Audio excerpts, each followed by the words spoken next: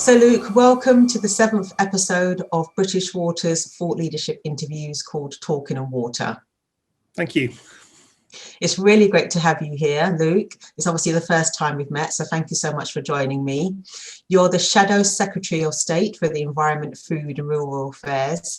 So it's really good to have you joining me. And as you know, in particular, one of the things I really want to talk about is the Environment Bill, because that's a hot topic at the moment and has been in the press, because I know there's been some frustration about the fact that it's been delayed and is being brought into the House of Commons. So I just wanted to talk to you about that and just to get your thoughts on the water industry in general. That sounds good. Good topic to start with. Yeah. Thank you. So my first question to you then is, obviously the Environment Bill is going through its reading in the House of Commons, I believe. And I just wanted to ask you your views on the Environment Bill, and do you think it goes far enough?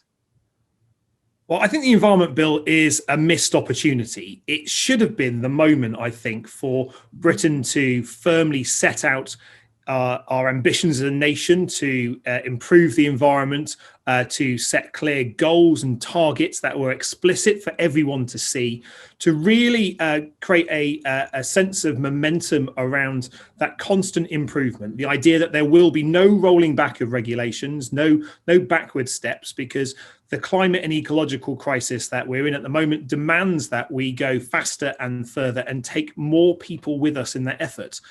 That was what I would like it to have been. But sadly, what we've got instead is quite a thick piece of legislation, which is 8 different bills stapled together. It lacks a coherence from one part to the other. It doesn't, I think, give the teeth to the new regulator, the Office of Environmental Protection that's being proposed. Feels more like a lapdog than a watchdog. I'd like it to be ferociously independent, to be able to hold governments to account. And I wanted there to be more focus on how we could improve in a clear and transparent way. Now, the government argues that this is a framework bill, so they don't need to get into that level of detail with it. But I think it's just been a missed opportunity, because the level of scrutiny that legislation gets is far greater than decisions taken outside of a parliamentary process.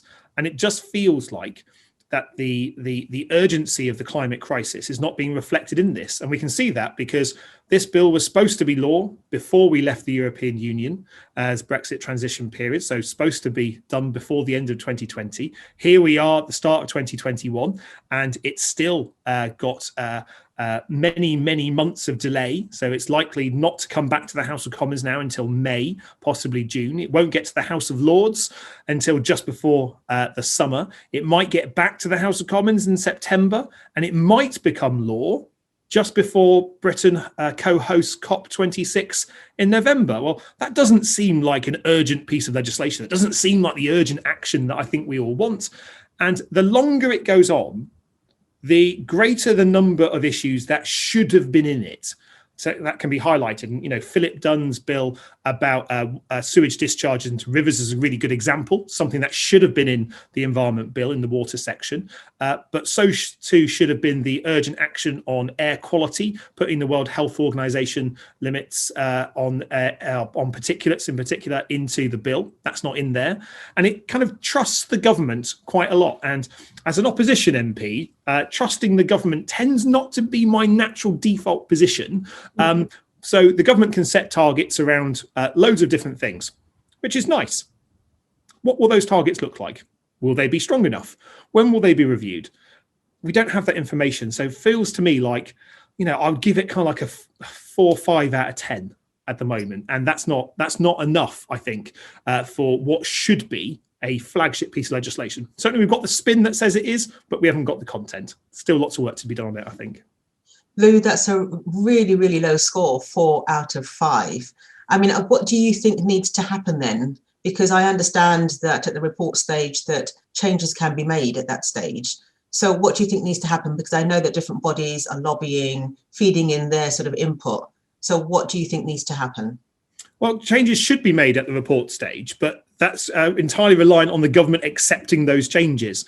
Sadly, with a large majority of 80, they were able to vote down all the amendments that were constructively tabled, be they the amendments on air quality improvements, or the amendment on strengthening the Office Environmental Protection, or the amendment that I tabled to stop the government lifting the ban on bee-killing pesticides. They were all voted down. And one of the difficulties around this is it's quite hard to get public attention in the middle of a pandemic with all the horrors of the death toll and the effects on livelihoods, on some of the parliamentary process for things that aren't related to the virus. And that's probably rightly so, because the pandemic should be our national priority. But at the same time, we do need ministers to make better decisions on this. And I know there's concerns right across the opposition parties, but there's also concerns on the Conservative benches as well. And the government's approach to legislation is to bang it through with as few edits as possible. Well, the problem with that approach is it doesn't improve the legislation. And I might be a dodgy socialist, I might be a Labour MP, but actually I believe in the process of democracy in Parliament that says scrutiny improves legislation. That governments shouldn't be afraid of taking on amendments, improving bills to make sure that what becomes law at the end of it is as robust, as efficient, and will deliver the objectives of that legislation in as good a way as it can. That's not what we've got at the moment. So I think we are going to be relying on our friends in the House of Lords to table more amendments. I suspect that those amendments will pass in the House of Lords. And then when they come back to the House of Commons, we're talking about, potentially 6 months away still, then it will be the moment for government either to use their big majority to defeat them, which I hope they don't, or to say, fair enough, that's a good point, we'll take that on board. And that is what I would like government to do. It's not the style of this government, sadly, to do that, which means that I think we are not getting the legislation that we really ought to have, because there should be, more cross-party consensus on the environment than we have with this bill. But I find it quite frustrating, as someone who's proudly red on the outside and green on the inside, how I describe myself, that the language of the environmental movements have been kind of like cut and pasted by the government. So we've got Build Back Better, Green New Deal, Green Industrial Revolution, all 3-word sound bites. And it's fine taking a soundbite, but I think you've got to take the policy that sits behind it that makes the soundbite real. Because if not, you just got kind of like, a bit of spin. And, that might be the flavour of the month with the government, but it won't deliver the environmental improvements that I think collectively across parties that we're all after. It's really interesting, the comments that you were making about climate change and the fact that obviously we're in the midst of a pandemic. And obviously that's having an impact on people's mental health and well-being. And it's difficult then in a way to focus on, again, sort of climate change and the environment bill and the impact that could potentially have. Now, I suppose there's been a massive wave of sort of learning amongst the public about the importance of really being aware of your natural environment and climate change issues, obviously flooding events around the world. So we kind of have a sort of a population now that is much more aware of these issues than previously. So how do you think that maybe we could get the public to sort of, I suppose, think about it at this particular time? Because once the environment bill goes through, it's going to be too late. So how do you think we could get them to be aware of what's actually happening and then help sort of push through the changes that maybe you want to see and others want to see? Oh, it's a really good question and a really good challenge for politicians that want to attract attention to it. I think you're right in the respect that people have looked at what's happened during the pandemic and looked towards the end of the pandemic and the hope of what will emerge from the horrors that we're seeing. It's sometimes in politics, the debate at the moment is called like a 1945 moment. The idea that at the end of the Second World War, there was a new Labour government elected with big visions, the creation of the NHS, the welfare state, national parks, so many big fundamentals that we rely on today. I don't think we're in a 1945 moment just yet. I think we're in a 1944 moment, if you excuse me butchering the analogy, because we're still in the middle of the pandemic. But we can see light at the end of the tunnel. We can see the fact that the vaccine will provide us, I hope, with us the coverage that we need to be able to resume our lives as close to normal as we had before. But there will be no going back to business as usual. Brexit, the climate crisis, and the pandemic and the economic recession that follows in its wake means that we're not going to be able to just go back to business as usual. We're going to have something better. And I think people's experience of the first lockdown in particular, where you probably found yourself saying, isn't it great to hear the birds sing more? And that's because the normal hum of human activity had slowed down as we were all staying at home. Really made people value nature more. This current national restriction that we're in at the moment, I think, has made people yearn for the walks in the park, the walks along the coast, on rivers or canal paths, to really experience it. And certainly, if you look at people's buying habits, people want to buy a house or rent a house with a garden. They want to move out of big cities into the countryside to get a better quality of life.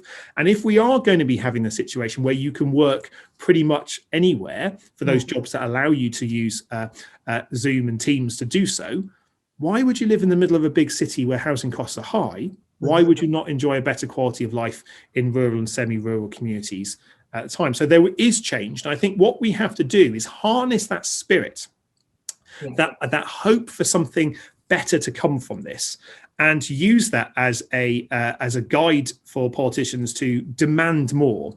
But it's not, in my mind, sufficient to just be hopeful and demand more of government. We have to be really cautious about backward steps, because within all of this, there have been a number of backward steps taken by ministers that have been hidden or obscured. So I mentioned bee killing pesticides as one of those, and everyone loves bees. And so it seems a really curious first policy to take on.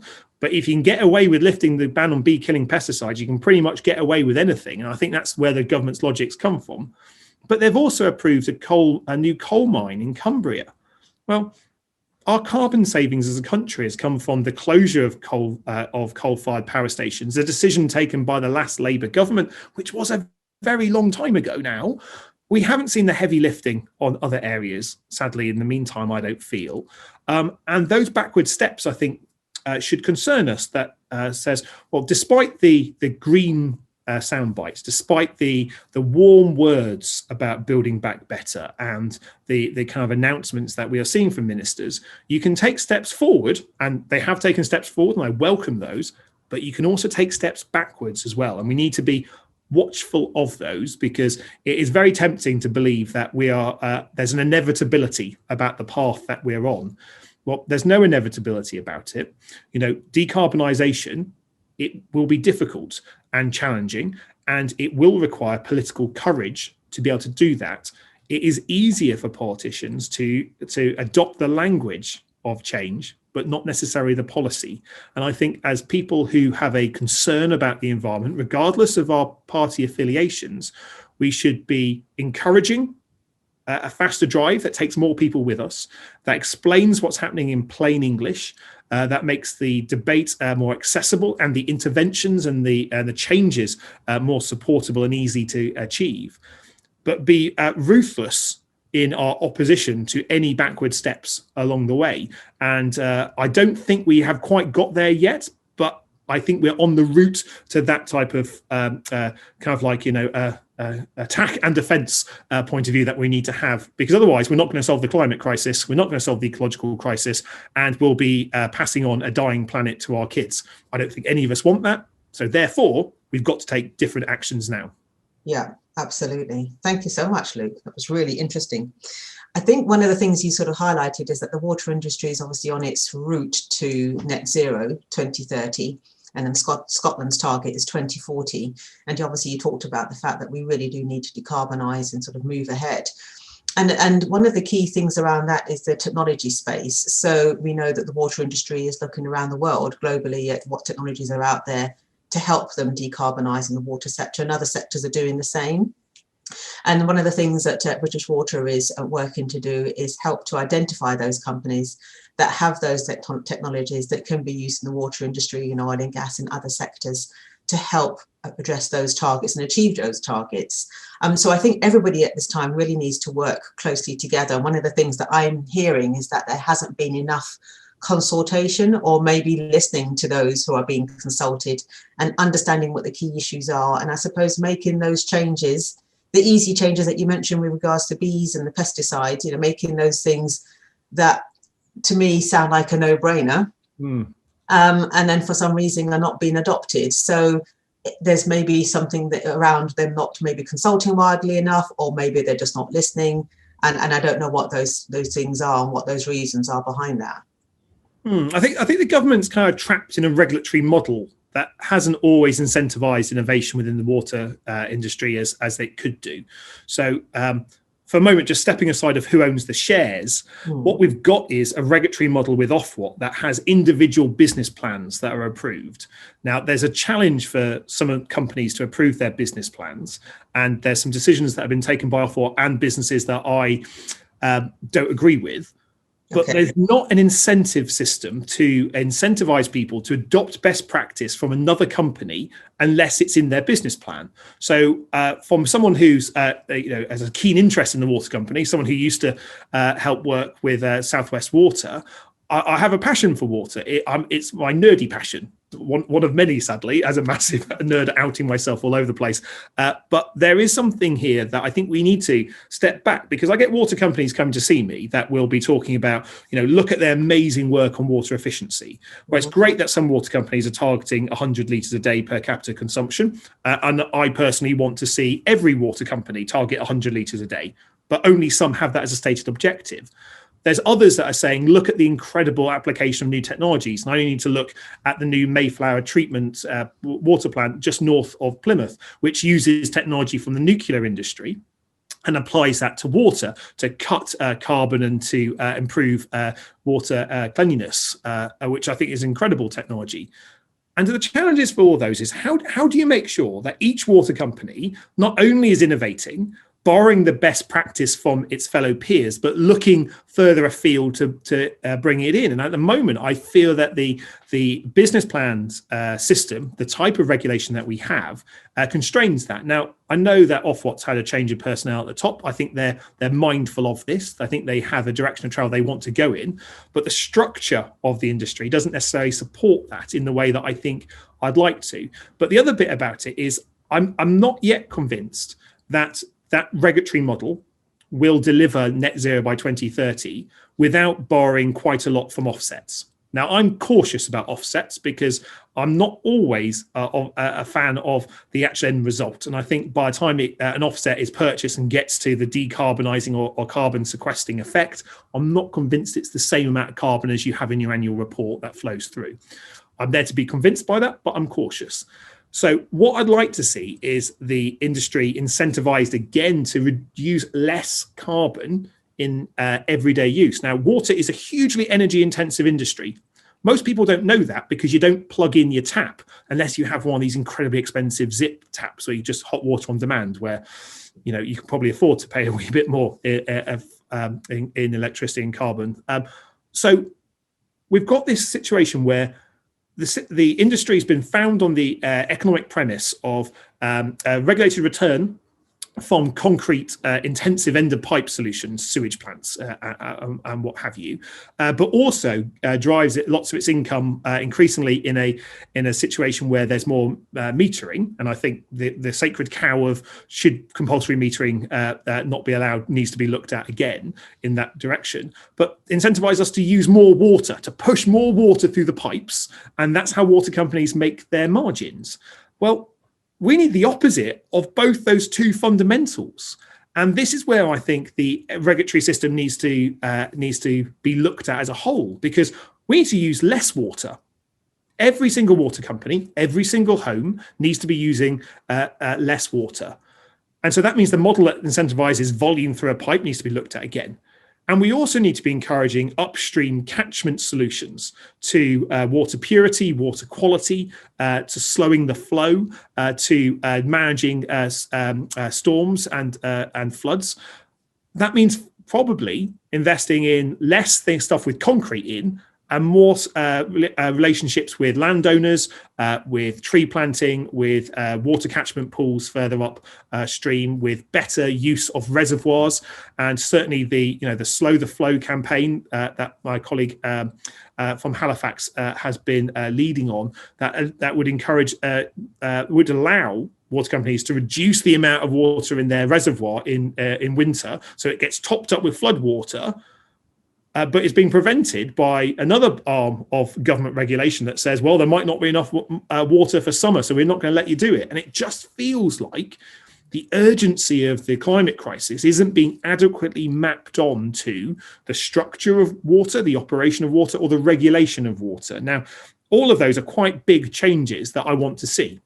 And the reason that I'm being vocal about it at the start of this Parliament rather than at the end of it is because I don't want there to be a shock when Labour publishes our manifesto in 2024 for the next general election that not only has a policy on the ownership of water, so who owns the shares, which is thankfully looked after by Ed Miliband rather than me. I have strong opinions on this, as you can imagine, but in the operation of water that says, look, it's not just about the share ownership we have to look at here. It's about your day-to-day operation. I want water companies to be aware of it and to say, right, if that's what's coming down down the line, if that's where the Labour Party is going, and there's a strong argument that the government should be adopting the same policy, how does that influence our behaviour? How does that influence our planning for the next business plan, the next price control period for Ofwat along the way? And it also should provide a signal to Ofwat about where our future direction would be if we form the next government. So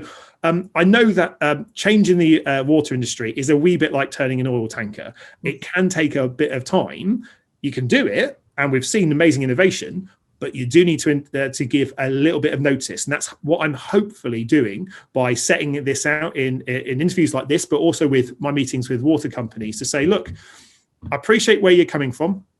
We might disagree on certain elements of stuff, but this is the direction of travel. And you should be under no doubt that the urgency of the climate and ecological crisis will require water to behave differently as a sector than it does at the moment, and there will be different questions asked by me as the Secretary of State rather than as a shadow if we win the next general election. And hopefully that will produce a greater focus on decarbonisation, a greater focus on environmental behaviours, and a greater focus on the priorities, which I think water customers have themselves at the same time. But there shouldn't be an excuse for reducing the objective on net zero, shouldn't be an excuse for reducing the objective of water poverty, although I think the recession is going to make that more challenging. And I would like to see how the industry is proposing to react to it. They've got a good target on water poverty.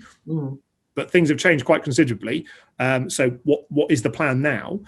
So I think there's a big change that should be coming, and I hope that water companies take on board what I'm saying, because I'm saying it in a constructive way. Because I think there's some amazing folk that work in the water industry, some really inventive and decent people, and what I want them to feel is that in after the next general election, if I'm sitting in DEFRA, they've got a friend and supporter that's willing them on to do bigger things than they're doing at the moment. It's not just about providing a low risk water system that returns predictable shareholder value at the same time. It needs to be about reform that deals with the climate crisis.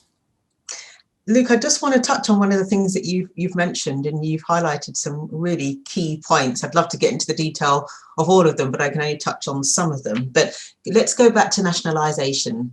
I think there was a feeling in the water industry that there wasn't wide consultation in terms of potential impacts of nationalisation, in terms of the industry as a whole. And so I think that what the water industry would like to see is wider consultation, that that there's a feeling that their concerns, their thoughts are being considered, because especially coming from a supply chain perspective, I did sort of feel that the nationalisation debate was quite strong, but didn't maybe have the supply chain view sort of incorporated. So I just wanted to sort of get your views in terms of the sort of manifesto that obviously you guys need to now focus on for the future. Is there still a plan to nationalise the water industry?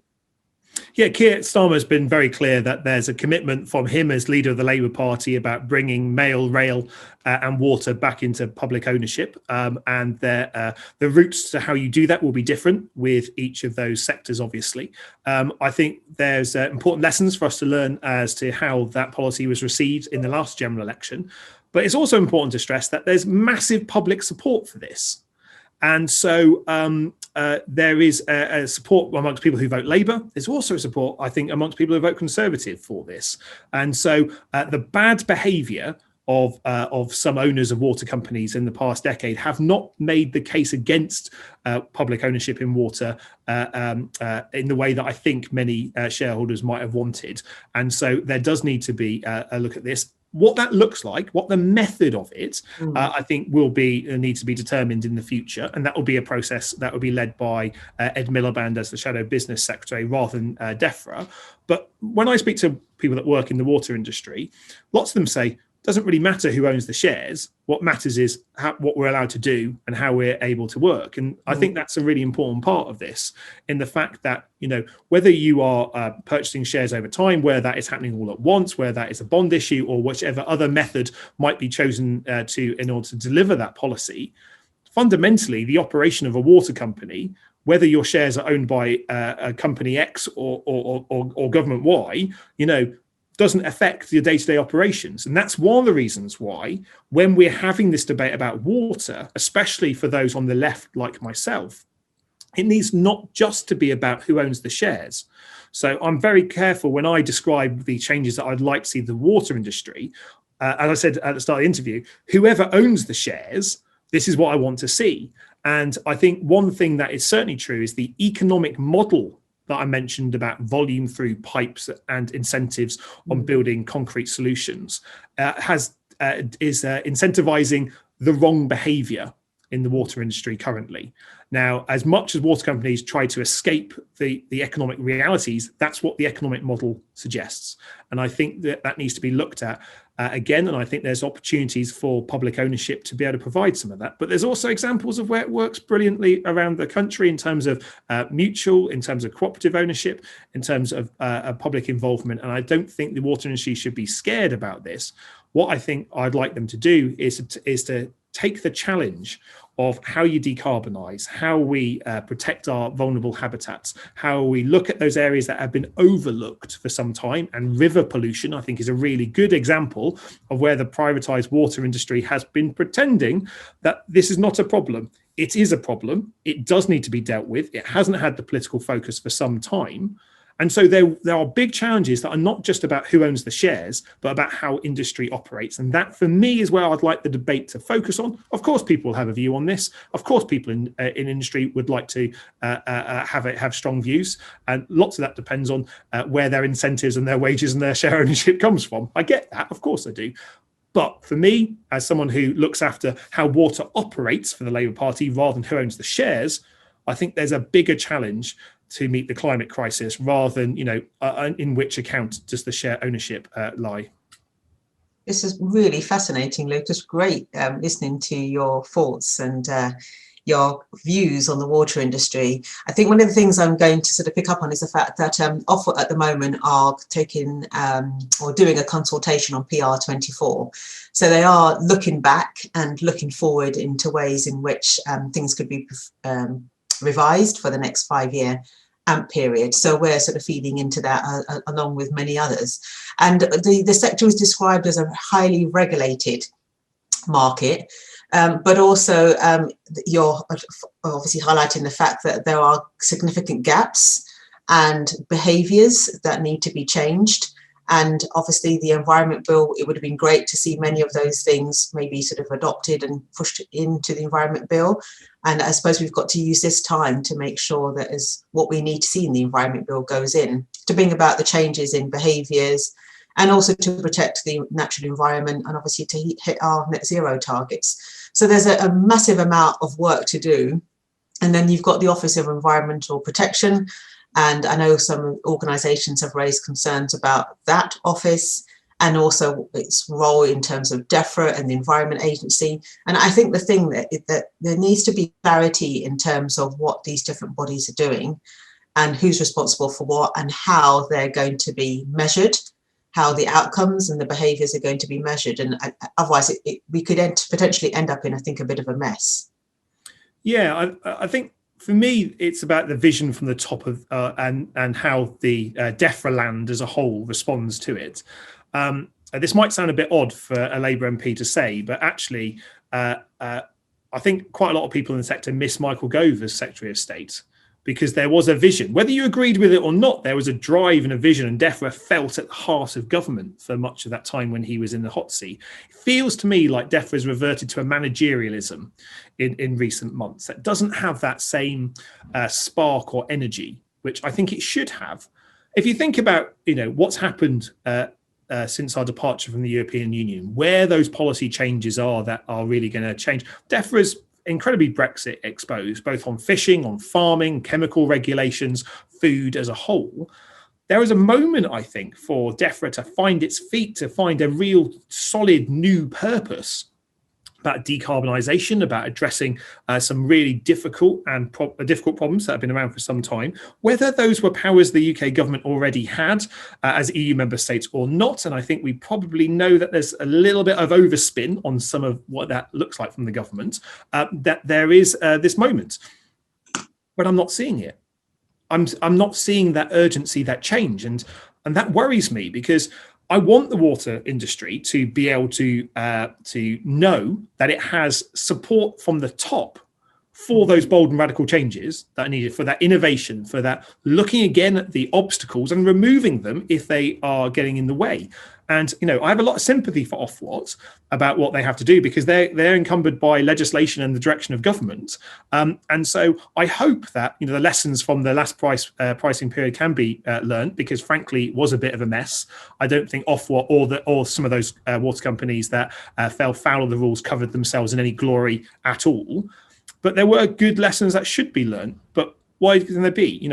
Where is the in-plan flexibility that we'll need? As an example, the example I often cite here is about microplastics. The water company is not responsible for making microplastics in the way that it is. Washing fleeces, all those other types of things, everyday day-to-day behaviours that release, tons of microplastics into our water stream. But they're still in the water company's water. So there'll still need to be something to deal with them. Now, my concern about all the water companies' business plans allows them to do a something on the periphery to do perhaps with water pollution in this respect, perhaps with innovation, but it doesn't require mass adoption of it, or it doesn't say, we don't know what the solution will be, but we know there'll need to be one by this period. So therefore we'll bake that into business plans. You won't be able to borrow that money for shareholder return. You'll have to use it on something like this. But it's that flexibility doesn't seem to me to be in there. And that's why I think the structure of water and the regulatory model, and sometimes Ofwat, I think, take these comments quite personally. I mean, the rules in which they have to operate within and follow that are set by government and by legislation rather than by the Ofwat chief exec, so to speak, I think doesn't always create doesn't always incentivize the right outputs at the end of it. And so I think we'll need to look at that again. And I hope that in the process of flagging these early, Ofwat will be able to take that into account. But also, I hope that this helps jolt government into going, well, actually, perhaps we should be a bit bolder. Mm-hmm. Because they've certainly got the language of it. They just haven't got the policy of it. And that's what I want to encourage them to do, because I want to get this stuff done. Obviously, I prefer a Labour government to do it. But actually, we've got a Tory government at the moment. And so let's get them doing it, because that's their job currently. And if they won't do it, then a future Labour government will be clear that we will have to do that. But there is something about the urgency of the climate crisis that means the heavy lifting in every sector needs to be done now and not postponed or pushed into the long grass in the future. Net zero by 2050 is a good target as a starting point. But 2050 is a long time away. That's 6 general elections if you go full term. That's 15 general elections at the rate we've been having them recently. That feels to me like something that's quite far away. So where are those interim targets? Where are those things that business can really be motivated to deliver against? And where is the enthusiasm, which normally you see in Tory governments for removing the bureaucratic obstacles for achieving that objective. I'm not seeing that same focus in the way that the industry is regulated at the moment. It's interesting because when I do quite a few of these interviews, lots of people talk about the fact of a lack of leadership in the sector and a lack of a clear vision in terms of where we need to head. And I think that's because, in part, because there are so many different bodies and groups and organisations involved who probably aren't sort of collaborating and working effectively together as they ought to be. I have, though, seen some sort of recent changes where people are talking much more together. I mean, water companies are telling me that we are collaborating with each other. We are working more effectively together. Ofwat seems to be working much more closely with the Environment Agency and DWI and others. So I think there is an appetite and an acknowledgement that things need to change. And then obviously we've got the Ofwat Innovation Fund, which was launched to help drive innovation in the sector and collaboration. So I mean, there is much work to do, and we just hope that all these sort of little things that are going on in the background help to get us there. But I think the Environment Bill and the Sewage Bill are really major pieces that could be used to see a major shift in the way that we need to go. Yep. So this kind of brings me on to my sort of final question then, is what does utopia look like for you? Utopia, probably with a lot of cake and unlimited Netflix and decent broadband at the moment. I mean, for the water industry, what I think it looks like and for where we are is an industry that feels more confident to be able to innovate, that has obstacles removed in order to get it, that has the incentives or the structure removed. I don't quite agree with you about the lack of leadership. There are some really good leaders in the water industry. The problem is, because they are good leaders, they are very aware of the limits of their box they're allowed to operate in, and that little grey area that are allowed to be outside the box. But that buffeting is only allowed to a certain amount. And where that's constrained by shareholders, constrained by regulation, or constrained by saying, we don't want to annoy the government on this, it means that I don't think we're fulfilling their full potential of those leaders if they were in a sector that perhaps would allow that greater creativity.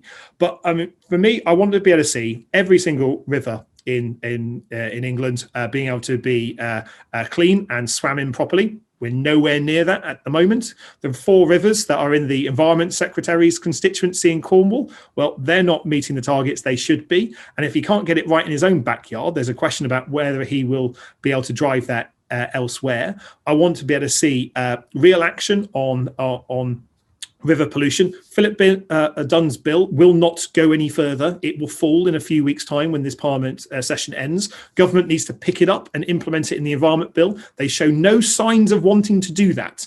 And so Labour will be doing that. But that means the government will be tempted to pick up their big stick of their majority and defeat it, rather than look at the policy as to where that works. And I think I'd like there to be a greater focus on the collective efforts, because, Labour's water policy, when it comes to how water operates rather than who owns the shares, it's designed to be constructive. It's clear. We're pushing it out early so people can get time to help us improve it and test it, but also adapt to what might happen with it. But we've got to make sure that our rivers are cleaner. We continue the work to keep our coasts clean, that we're helping restore biodiversity and natural habitats. There's some good work being done in areas, but there's much more that could be done, that we need to reduce flood risk and water companies stepping up in their role of being able to do that, and that we are dealing with the difficulties for many families in affording bills at the same time, and making sure that investment is appropriate, as decarbonised as possible, but deals with, in many parts of our country, ageing infrastructure. Now, that's quite a lot of task. There's quite a lot of big change that's needed to deliver that. And what I hope we've got in Steph Peacock, who's the Shadow Water Minister, and in myself, is 2 figures in the Labour Party who are open to engaging and listening with the water industry, open to challenge. If you don't agree with something I've said, let me know. Tell me why, and let's test that, because I'm not scared of scrutiny and engagement. I think it is essential that we have it. And I think there's a level of caution that sometimes happens in water industry to political affairs, which doesn't want to rock the boat, so to speak. But I do want to see us go further faster, harder in terms of efforts to decarbonize and protect habitats. Water companies need to be at the forefront of that, because one thing is certainly true: wherever you are in the country, there's a water company that serves you. There's someone responsible for that community, whether it's that littlest brook, the furthest away from a home that you can probably get, or those underwater rivers hidden by urbanization. There's someone responsible for it in a water company somewhere. And I want to help unleash the talent and the potential of that sector to innovate, because that's what I think they want to do. And at the moment, the structures, the incentives, I don't think are in the right place. I want to give due notice that that will be something that I want to look at. And 2024 might seem a long time away. Certainly say any date with 2020 before it does sound a little bit like a science fiction date, but that's not too far away. Yeah. The general election will be coming around sooner than people think, and the debate around water has to be deeper and fuller than just who owns the shares. And I'd like to see the industry also be clearer about what are the big changes that they want. Yeah. Because I know what the big changes that I want, but I don't necessarily hear that from the industry saying, well, if you are to make a really big change that would have a big effect for us, it would be this. And so the space to innovate in terms of thinking, it also needs to be there, as well as the space to innovate in terms of delivery. But I'm optimistic for the future. I wouldn't quite call it the utopia, perhaps a question challenged, but I think I am optimistic that this can be done. And I think there is a partnership and a collective effort that could be created between industry, regulators, and government and customers that could really motor this progress. And that, I think, is where we need to drive to. And if we can encourage the government to do that in the meantime, so much the better. And if they continue to be a little bit reticent, because I don't think the Environment Bill or the Sewage Bill is going to deliver those changes that we need, then we'll have to find other vehicles to achieve that change. And that is, I think, the challenge. But at the end of it, if we get this right, we get better quality air, we get better quality water, we get more affordable bills, and we get a greater biodiversity and nature in our communities. Well, that's prizes surely worth fighting for, I think. Luke, it's been absolutely great speaking to you. I mean, it was really interesting to hear, if not utopia, what you think you need to see happen in the future, which will benefit all of us. So thank you so much for sharing your thoughts, your views, what it is that you're trying to do behind the scenes with your colleagues to bring about the change that you feel that we ought to see. And thank you so much. And obviously, your constituents are obviously no doubt working with you, feeding in their thoughts and views. So it'd be interesting to see how things develop over the next few years up until the next general election. We would obviously like to work with you as British Water and other sort of key stakeholders to see how you sort of build your manifesto and in terms of your sort of vision for water for the future. But it's been absolutely great to hear how you see it and what you think needs to happen. So thank you so much for joining me today. It's been absolutely great to meet you for the first time and to interview you, and we must stay in touch. So thank you again. Thank you very much.